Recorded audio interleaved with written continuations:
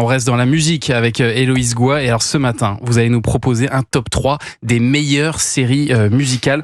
On commence avec une série dérivée d'un film culte.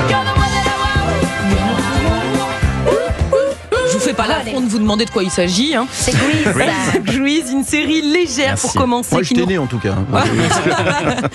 Série légère qui nous replonge dans les souvenirs tendres des coiffures, choucroute et pantalons en simili-cuir moulant qui ont peuplé beaucoup de jeunesse.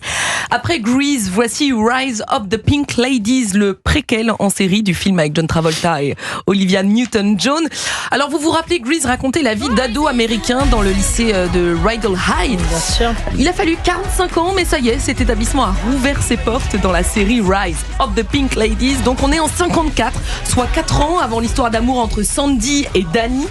La série raconte le début des Pink Ladies. Ce sont ces pop-pop girls amoureuses 99% du temps d'un garçon différent à chaque fois.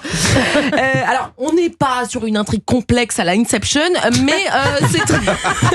je vais pas vous mentir, mais c'est très efficace pour voyager dans le temps et vous dandiner sur des musiques entraînantes. La BO est très sympa. Rise of the Pink Ladies, alors c'est disponible à l'achat sur MyCanal ou Apple TV+, elle est plus avec les abonnements, mais vous pouvez l'acheter pour 2,49€. Ça vaut le coup. Chaque épisode ou c'est... Non, toute la saison. Ah ouais, ça va. Oui, ça. On continue avec une série sur un groupe de rock des années 70. Oui, un célèbre groupe américain qui n'existe pas, Daisy Jones and the Six. Génial. C'est son nom et celui de la série, vous connaissez, Anissa. Ben oui. Alors ici, on assiste à la naissance et au succès planétaire de ce band formé par des jeunes de Pittsburgh. C'est grâce à ce titre qu'ils lancent leur carrière. Thomas, sortez l'air guitare. Ok.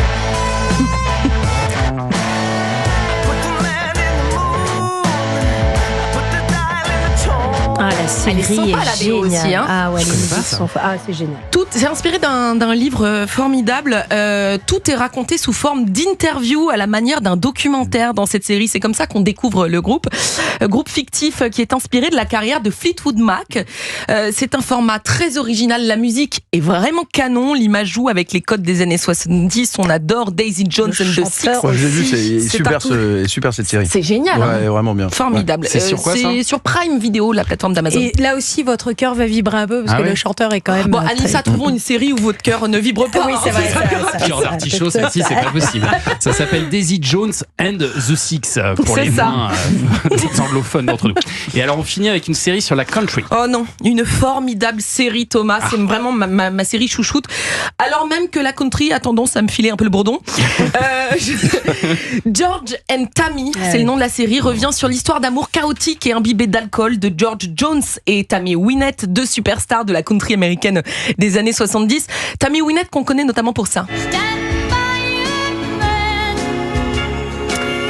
Ici, Tammy Wynette est jouée par une Jessica Chastain, ce qui ne gâche rien. Elle est époustouflante et elle s'est beaucoup entraînée au chant pour cette série.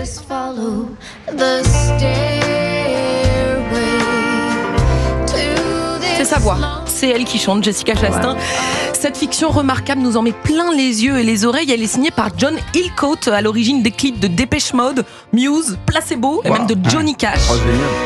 Alors faites-moi confiance, c'est vraiment une pépite. Même si vous ne connaissez rien à la country, même si vous n'aimez pas la country, vous auriez une furieuse envie de rodéo avec un chapeau de cow-boy sur la tête et un épi de blé dans la bouche. Yeah. Ça s'appelle George and Tammy, série à retrouver sur MyCanal. Merci Héloïse pour ce top 3. Héloïse qu'on retrouve chaque dimanche à 18h dans La Voix est libre. Et nous,